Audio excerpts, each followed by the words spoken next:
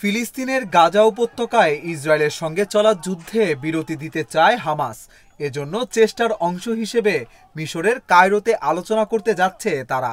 আজ শনিবার হামাসের একটি বিশেষ দল সেখানে পৌঁছানোর কথা রয়েছে।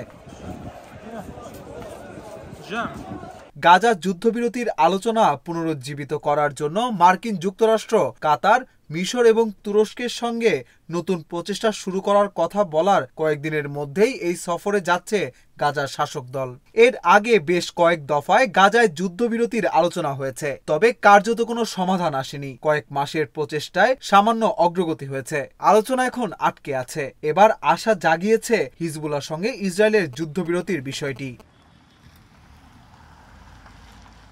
এদিকে গাজায় বৃহস্পতিবার রাতভর এবং শুক্রবার ইসরায়েলি হামলায় কমপক্ষে 40 ফিলিস্তিনি নিহত হয়েছেন। চিকিৎসকেরা বলছেন উপত্যকাটির 8টি শরণার্থী শিবিরের একটি নুসিরাতের উত্তরাঞ্চলে 19 জনের মরদেহ উদ্ধার করা হয়েছে। এছাড়া উত্তর গাজার বেইত লাহিয়ায় একটি বাড়িতে ইসরায়েলি বিমান হামলায় কমপক্ষে 10 ফিলিস্তিনি নিহত হয়েছেন। এছাড়া গাজা উপত্যকার উত্তর ও দক্ষিণাঞ্চলেও নিহত হয়েছেন কয়েকজন।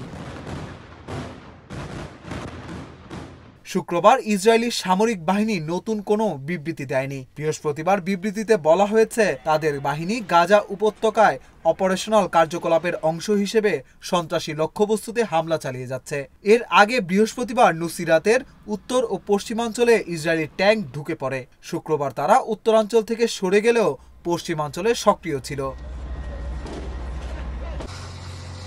প্রায় 14 মাসের সংঘাতের অবসান ঘটিয়ে লেবাননে ইসরায়েল ও হিজবুল্লাহর মধ্যে একটি যুদ্ধবিরতি চুক্তি কার্যকর হয় গত বুধবার। এ নিয়ে প্রতিক্রিয়ায় গাজার শাসক দল হামাসও যুদ্ধবিরতির চুক্তি চায় বলে ইঙ্গিত দেয়, তবে ইসরায়েল কিছু জানায়নি।